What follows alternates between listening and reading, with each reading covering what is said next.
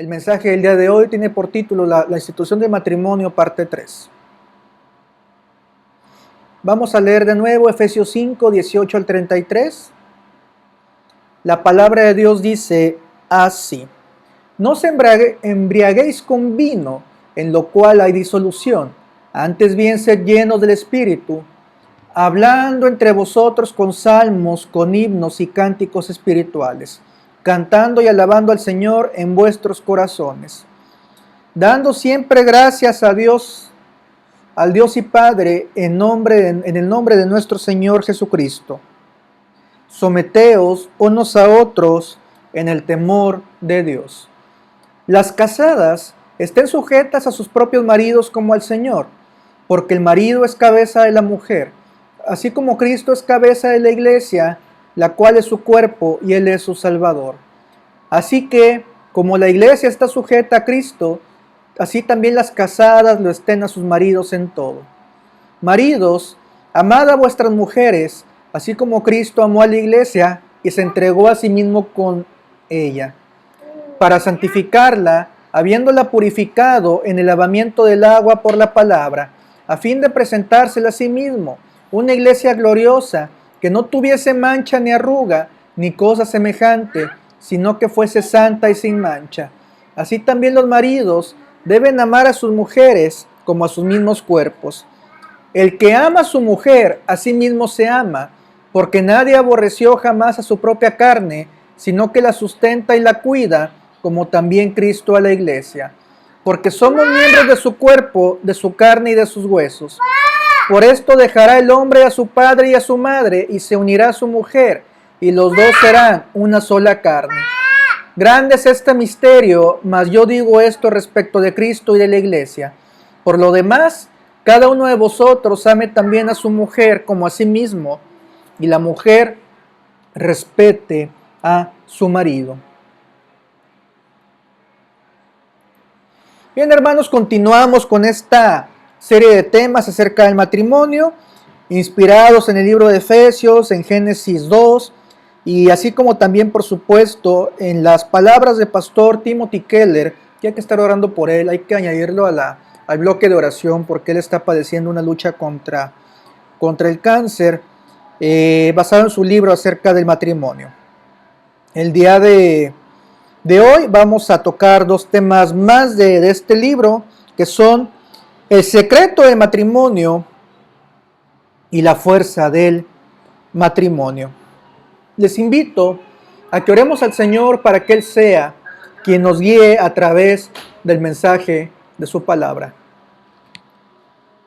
Bendito Señor, te agradecemos por la bendición de poder estar estudiando tu palabra, Señor. Te pedimos que tu Espíritu Santo sea el que nos guíe, el que nos enseñe y el que nos permita ahondar en las profundidades de tu palabra, poder aplicarla, poder vivirla, Señor, y poder instruir a la gente, bendito Señor, de acuerdo a lo que ellos vayan viviendo en el contexto del matrimonio, Señor. Te pedimos todo esto en los méritos de tu Hijo amado Cristo Jesús.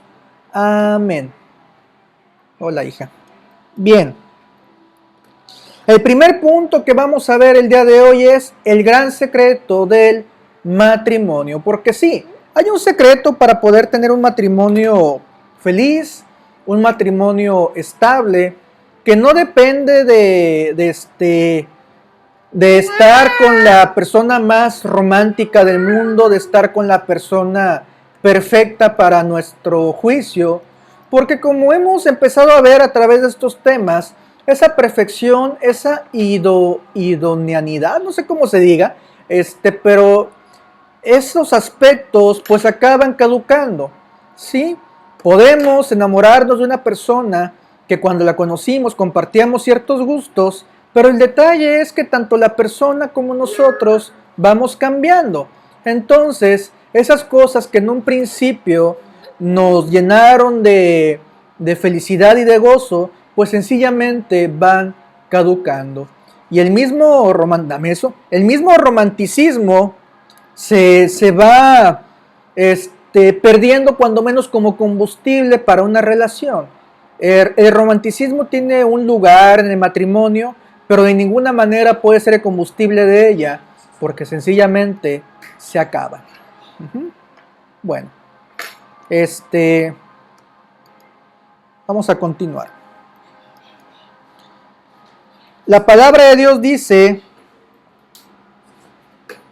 por eso dejará el hombre a su padre y a su madre, y se unirá a su esposa, y los dos llegarán a ser un solo cuerpo. Esto es un misterio profundo. Yo me refiero a Cristo y a la iglesia. Efesios 5, 31 al 32. Cuando el apóstol Pablo está hablando aquí del misterio, que me parece que hablamos de esto un poquito la semana pasada, está usando la palabra griega mysterion, que tiene que ver también con secreto. Y no está hablando el apóstol Pablo acerca de algo esotérico, en el cual solo participan los iniciados de nivel 33, sino que habla de algo tremendamente prodigioso, algo que rebasa lo normal. ¿Sí? Pablo usa este término de misterio en otras verdades relativas al propósito de la salvación de Dios. Y bueno, ¿cuál es el secreto? ¿Cuál es el secreto del matrimonio? ¿Cuál es el misterio del matrimonio? Pues bien, no tiene nada más que ver con el matrimonio como tal, sino que se trata de que los maridos han de hacer por sus esposas lo que Jesús hizo para establecer un vínculo con nosotros. Sí, está canijo. Pero eso es lo que nos llama la palabra de Dios. Si queremos tener un matrimonio eficaz y feliz, al hombre, al varón, nos marca un sacrificio, pues en la medida de lo posible, del mismo alcance del cual Cristo tuvo con su iglesia.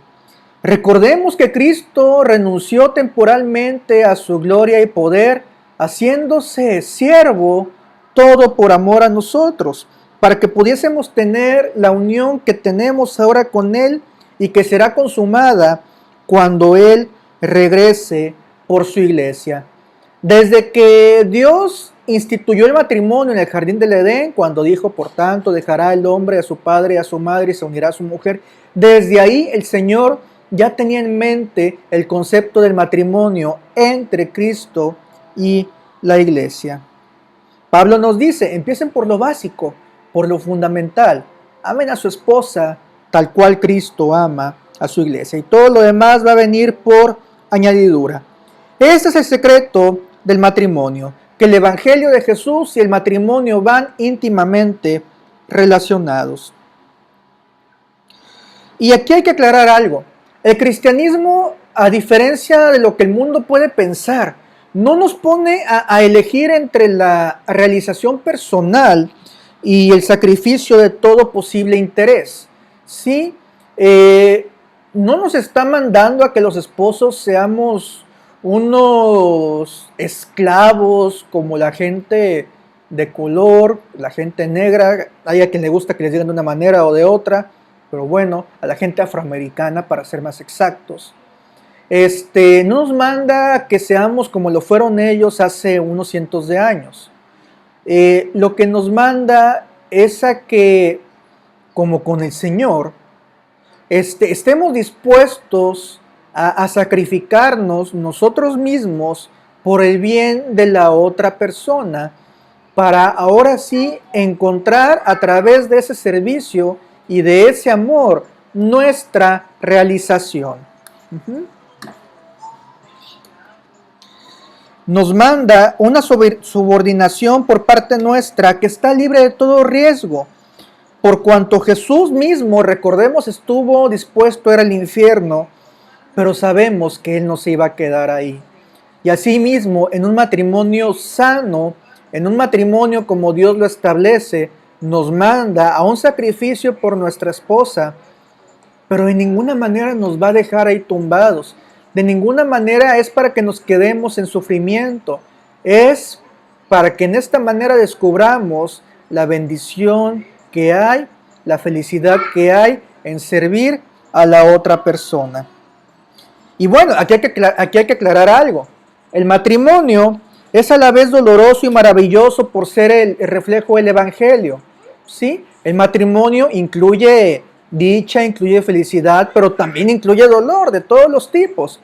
Hay que recordar que tanto esposo y esposa somos pecadores.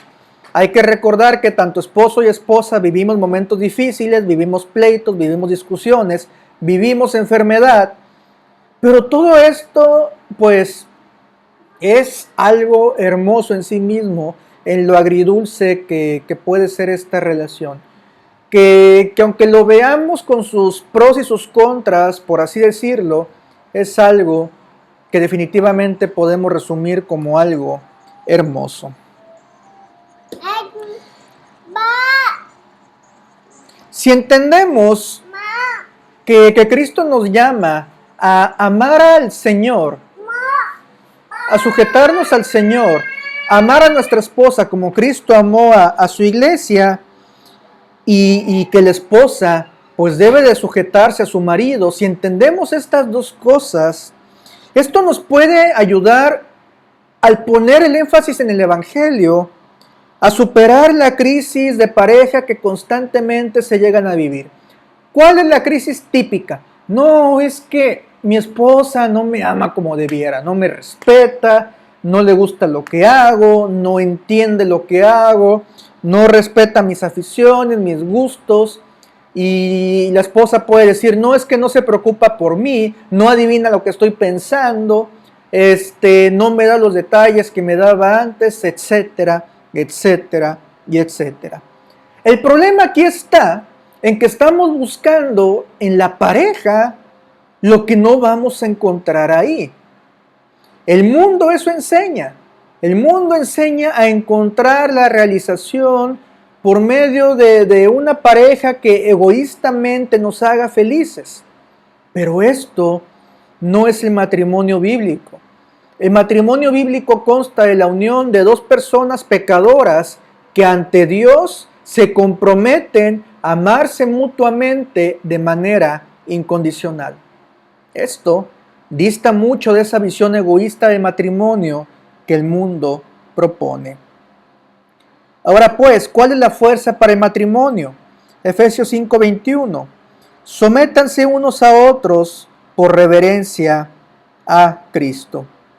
La marca final distintiva de un matrimonio feliz y exitoso es el obrar del Espíritu Santo, la ausencia del orgullo y la renuncia al propio interés, lo que lleva a querer servir a los demás con humildad y deferencia.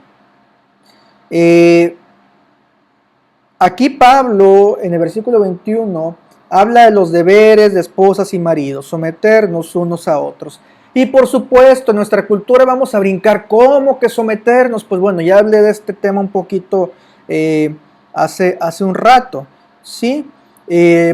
Pues sí, tenemos que ver a la otra persona como superior a nosotros mismos. De hecho, fíjense, no sé si a ustedes les ha tocado escuchar o ver en algún programa el cliché de que, por ejemplo, los japoneses son muy educados, que son muy respetuosos, que son muy amables. Sí, algo hay de eso. Pero bueno, les menciono mucho el ejemplo de ellos porque a mí me gusta mucho la cultura japonesa, las cosas buenas. Hay cosas muy alejadas de Dios que obviamente no me gustan. Pero estaba leyendo y hay varios secretos por los cuales ellos logran una convivencia tan sana. Hay que entender algo. Los japoneses, como los alemanes, como muchas culturas que destacan por su cordialidad, por su civilidad, por su civismo, son personas pecadoras como usted y como yo. También se enojan cuando se les mete un carro en la calle, también se molestan cuando no les respetan sus derechos. Pero son culturas que en muchos casos culturalmente han logrado sobrellevar eso y entender que el comportamiento, que la forma en la cual uno toma las cosas puede hacer la diferencia. Por ejemplo, en Japón está bien visto que el japonés vea a la otra persona como si fuera superior a sí misma. Sabemos que nadie es superior a otro. Sí hay jerarquías, pero es un tema muy distinto a que alguien sea superior. ¿Sí? No porque alguien sea nuestro jefe o no porque el esposo sea cabeza de la casa, significa que sea algo más que su esposa. No, no se trata de eso. Y bueno, es otro tema. Pero lo que la palabra de Dios nos quiere enseñar y lo que en algunas culturas en cierta manera han comprendido, a pesar de no ser culturas totalmente cristianas, porque el cristianismo no es algo cultural, es algo que se lleva aquí en el corazón, que solamente el Espíritu Santo puede dar. Es primordial el entender que tenemos que ver al otro como si sus derechos fueran superiores a los nuestros. ¿Lo son? No, no lo son. Nuestros derechos son iguales. Pero solamente así podremos hallar el secreto para una convivencia sana y feliz con nuestro prójimo. ¿Y quién más prójimo que nuestra pareja? Que aquella persona con la cual hicimos unos votos y prometimos amarla hasta que la muerte nos separe. La palabra de Dios nos llama a estar llenos del Espíritu.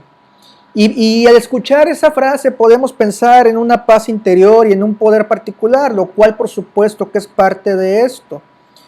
Pero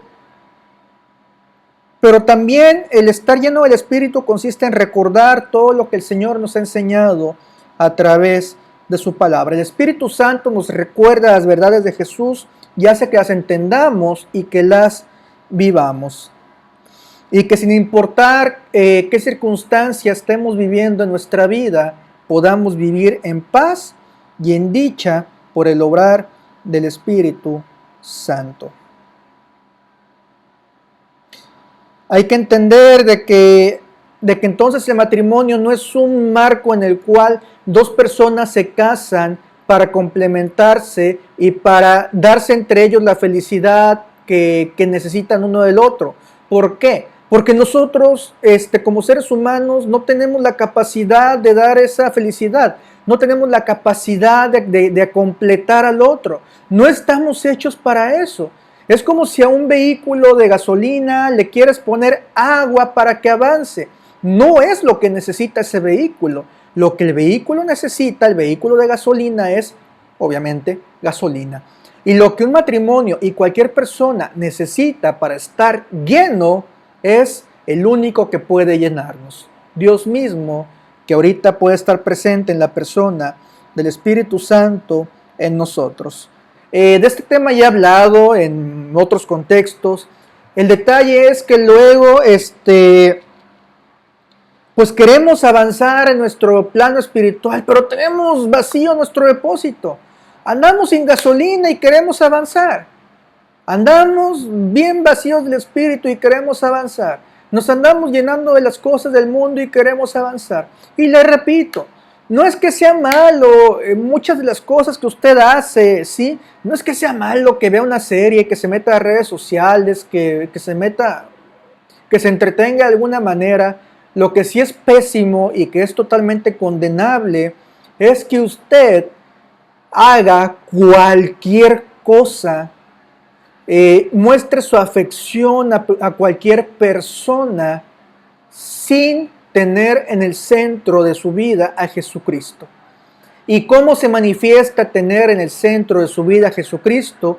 Buscándole a través de su palabra, buscándole en oración, en pocas palabras, teniendo una relación viva con Él. No podemos tener una relación sana con Cristo si no queremos escucharle. No podemos tener una relación sana con Cristo si no queremos dirigirle la palabra. ¿Cómo es una relación cuando no quieres hablar con una persona y cuando no quieres escuchar a una persona? ¿Eso es algo sano? Por supuesto que no. Y podemos justificarnos de mil maneras en nuestra madurez espiritual, pero en ninguna manera nada de eso será una verdadera justificación. La verdad es que si queremos tener un matrimonio sano, no nos queda de otra más que llenarnos del Espíritu Santo. Y usted sabe que si queremos una vida cristiana plena y feliz a través de las circunstancias, también no nos queda de otra más que ser llenos del Espíritu Santo. Como decía C.S. Lewis, nosotros luego, estoy parafraseando, nosotros luego queremos encontrar la felicidad fuera de Dios. El problema es que no está ahí. No hay felicidad fuera de Dios. Si usted no tiene a Dios en primer lugar, todo lo que haga le va a parecer vano, todo lo que haga lo va a hacer con amargura, todo lo que haga le va a parecer poco. Salomón habla, bueno, el autor de Eclesiastés, que pensamos que es Salomón, habla claramente de las cosas que este mundo da. Lo que el mundo da en sí mismo son cosas vacías. ¿Sí? Todo lo que nos da este mundo, hasta la familia, el trabajo, todo, en sí mismo no da felicidad, no da realización. Si queremos ser plenamente felices, tenemos que ser llenos de el Espíritu Santo. El ministerio del Espíritu en nuestra vida es lo único que va a prepararnos de la mejor manera para hacer frente a los retos del matrimonio. Un problema enorme que tenemos para poder tener un corazón dispuesto a servir es el egocentrismo. El egocentrismo se manifiesta de muchas maneras: con impaciencia, presente; con irritabilidad, presente; con envidia, presente; con trato desabrido, presente; con ausencia de compasión, presente; ante el mal ajeno y un espíritu de rencor que no olvida las ofensas. Eso es egocentrismo, eso es orgullo, y eso estorba a un matrimonio y a cualquier tipo de relación. Y eso, estoy seguro de que lo tenemos, hermanos. ¿Para qué nos hacemos?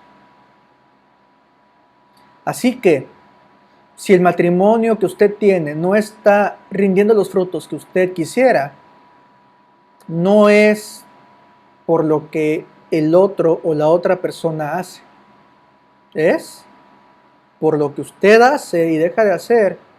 Y bueno, también la otra persona tiene su responsabilidad. Pero nosotros, al que tenemos que luchar para cambiar encarecidamente es a nosotros mismos.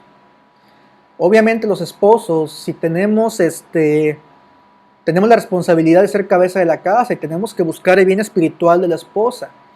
Pero es una hipocresía buscar un cambio en la otra persona sin estar dispuestos a cambiar primero nosotros. Y bueno, esto aplica también en ambos lados, ¿sí? Es muy fácil quejarnos de lo que la otra persona puede hacer. Es muy fácil contestar cuando nos marcan algún error, devolviendo con la misma moneda.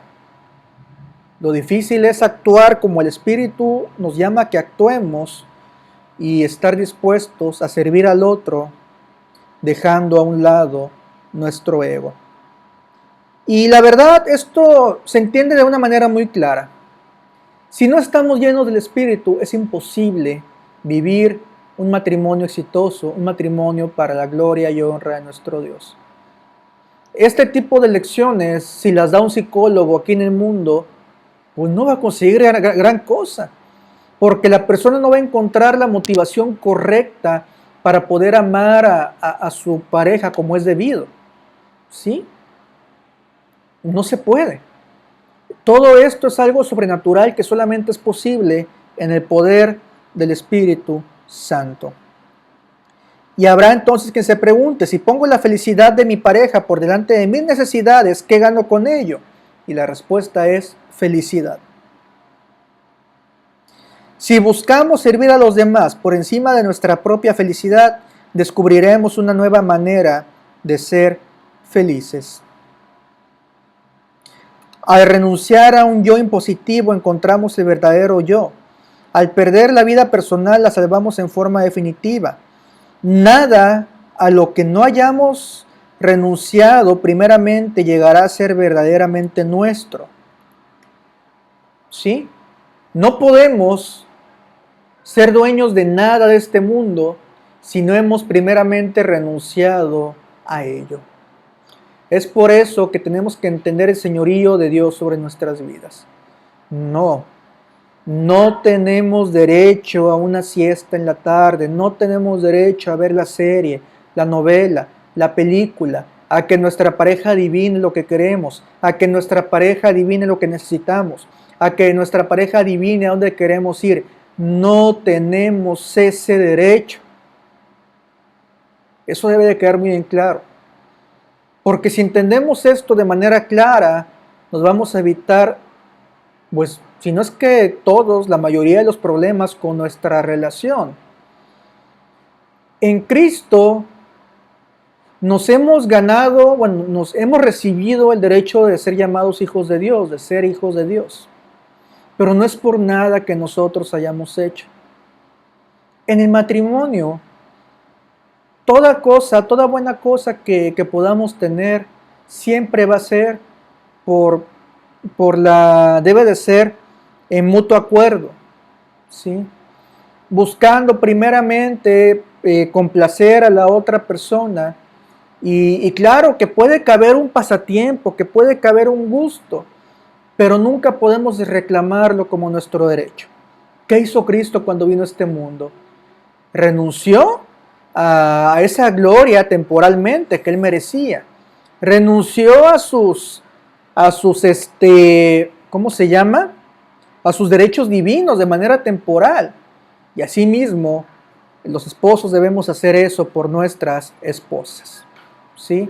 Así como ellas también, ustedes también deben de ser capaces de renunciar a lo suyo por amor a sus esposos. Repito, esto no es con el fin de que se queden sin eso en particular, sino que sea por amor, estando dispuestos a agradar a la otra persona antes que a nosotros mismos. Ahora, hay otro tema a tomar en cuenta, y este es las heridas que arrastramos. Muchos de nosotros pudimos haber vivido cosas difíciles o tremendas en diferente medida a través de nuestros años, y desafortunadamente luego usamos esas heridas como un justificante para nuestra conducta actual. Le decimos a nuestra pareja, es que tú no sabes lo que yo he sufrido, tú no sabes lo que viví, tú no sabes cómo crecí, tú no sabes cómo me trató fulanito, tú no sabes cómo me trató perenganita. Y así es como volvemos a poner en práctica nuestro egocentrismo, nuestro orgullo. Nos damos demasiada importancia a nosotros mismos, justificándonos en las heridas del pasado.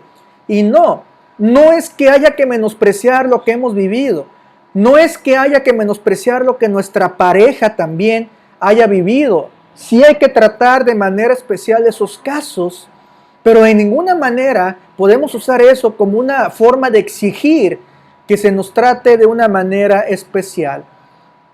Básicamente, ese espíritu del mundo de que yo exijo mis derechos y los tiene que cumplir el gobierno o tal persona, o si no, les voy a quemar tal cosa, eso no viene de Dios.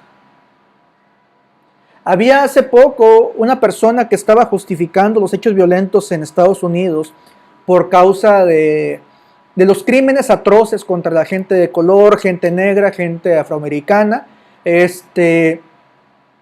Y una persona justificaba estos hechos diciendo, no, es que Martin Luther King en algún lugar decía de que aquel que no hace nada en contra de las injusticias, pues que total, que está mal, dando a entender que está bien llegar al vandalismo con tal de hacer ejercer nuestros derechos. Pero esto es algo totalmente equivocado, ¿sí? Y no importa qué postura política, ideológica tengamos, eso de las revoluciones, eso de la violencia para conseguir cosas justas, eso no viene de Dios. Lo que hizo Pancho Villa, lo que hizo Emiliano Zapata, Zapata, Carranza, eso no viene de Dios, ¿sí? Nada de eso viene de Dios, que quede claro. Lo que hicieron los celotes en la época de Jesús, de querer conquistar o de querer recobrar la autonomía de Israel ante Roma, tampoco venía de Dios, ¿no? El reino de Dios es un reino de paz y de amor. En su debido contexto y en su debido tiempo, el Señor quiso que Israel conquistara naciones y sometiera pueblos, pero porque el Señor era el que estaba juzgando a esos pueblos. Nunca fue por una razón egoísta de Israel. No fue como para decir, a ver David, ¿qué rey te cae gordo? Vamos a echárnoslo. No, no, no, no, no. Así no fue. ¿Sí? Más bien el Señor permitía hacer justicia o buscaba hacer justicia para cumplir sus propósitos. Así que el egocentrismo tiene que desaparecer. Y ahora, ¿cuántos se necesitan para hacer un proceso reparador en el matrimonio? Lo ideal, por supuesto, es que sean 2, pero basta con 1. Con una persona que esté dispuesta a ceder, con una persona que esté dispuesta a anteponer los derechos del otro, con una persona que esté dispuesta a buscar el bien del otro, se pueden lograr grandes cosas. Y aquí es necesario, para poder vivir un matrimonio exitoso, vivir en el temor de Cristo. Que aquí temor no hay que verlo nada más como ese miedo, como ese terror a cometer un error ante el Señor, sino más bien tenemos que verlo como el abrumarnos ante la majestuosidad, ante la grandeza, ante la inmensidad del amor del Señor, ante el deslumbrarnos de lo que Él es, como dicen mucho en iglesias pentecostales y carismáticas, el adorarle. En una iglesia comentaban, es como cuando, a su debida proporción, es como cuando ves a un carrazo que lo ves y dices, wow, que te deslumbra. Bueno, eso se entiende que te pueda gustar algo de este mundo hasta cierta medida, sin afanarte, sin buscar tu felicidad en eso, pero el temor al Señor es algo que va mucho más allá, que es deslumbrarnos totalmente por lo que el Señor es y darle la reverencia y respeto que Él merece. El apóstol Pablo advierte que si alguna otra cosa te controla más que la realidad del amor de Dios, no estarás en la debida disposición para poder ayudar a los demás sin egoísmo. Solamente con el temor del Señor estaremos libres para un servicio desinteresado. Aquí el pastor Kell le dice que esto suena muy teológico, pero no hay otra manera de vivir, ¿sí? Jesús vivió la vida que nosotros debíamos vivir y murió en nuestro lugar. La muerte que nosotros debíamos morir, de manera que cuando creemos nuestros pecados y transgresiones son perdonados y somos declarados justos delante de Dios. Al creer en el Señor somos aceptados y amados incondicionalmente por el único en todo el universo que realmente importa. El lugar de Dios solamente Él lo puede ocupar. Y no importa a qué se dedique usted. Usted debe de buscar primeramente y como el centro de todo la aprobación de su Dios. No importa si usted se dedica a ser artista. No importa si usted se dedica a una profesión en la cual usted requiera tener cierto renombre con los demás. Nosotros tenemos que anteponer nuestra relación con el Señor y si Él quiere, Él nos dará el prestigio que se necesita, el respeto que se necesita para ejercer nuestra profesión, pero es a Él al que tenemos que rendirle todo y es a Él al que tenemos que buscar agradar por sobre todas las cosas. En cambio, si no vivimos para reverenciar al Señor, vamos a estar quejándonos de lo que nos hace o deja de hacer nuestra pareja, de que no nos ama como merecemos, de que no me ama lo suficiente, de que no me respeta como debe, etcétera, etcétera, etcétera. Y es por eso que tenemos tanto que estar llenos del Espíritu como estar llenos de temor al Señor, lo cuales pues vienen a ser algo que van muy de la mano. El gozo maravillado ante el sacrificio de Cristo es la razón de fondo de todo llamamiento en el Nuevo Testamento a amar, a servir y a dar preferencia a los demás por encima de uno mismo. El pastor aquí hace una confesión, el pastor Timothy Keller, acerca de que le dice a alguien de la iglesia, oiga, yo me doy cuenta que cuando usted no se prepara bien, tiende a citar mucho a C.S. Lewis.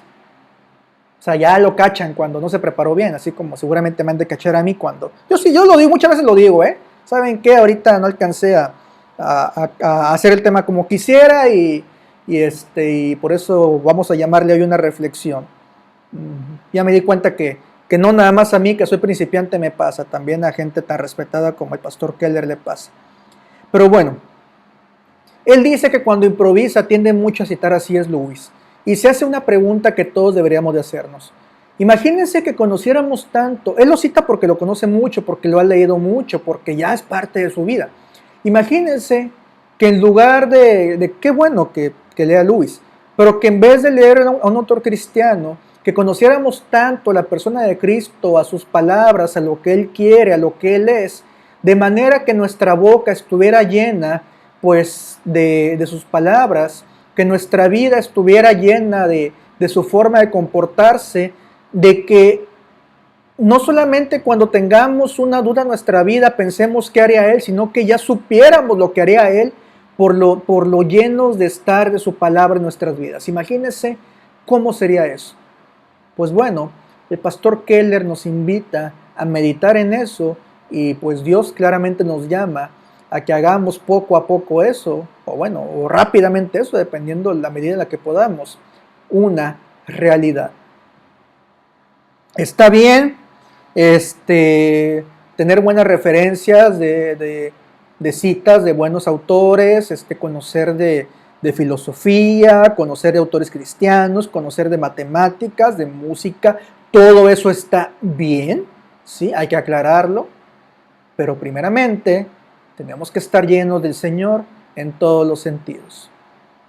Y no vamos a estar llenos del Señor si no le buscamos en su palabra, si no oramos y si no tenemos esta comunión diaria con el Señor Jesucristo. Y no solamente diaria, continua con nuestro Señor Jesucristo. Colosenses 3:16 dice, que habiten ustedes la palabra de Cristo con toda su riqueza.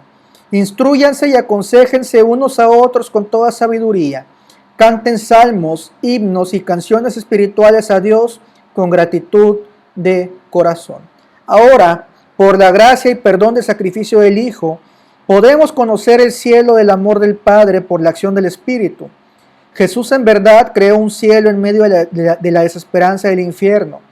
Fortalecidos por ese amor de Dios, nosotros ahora podemos entregarnos verdaderamente en amoroso servicio a nuestra pareja dentro del matrimonio.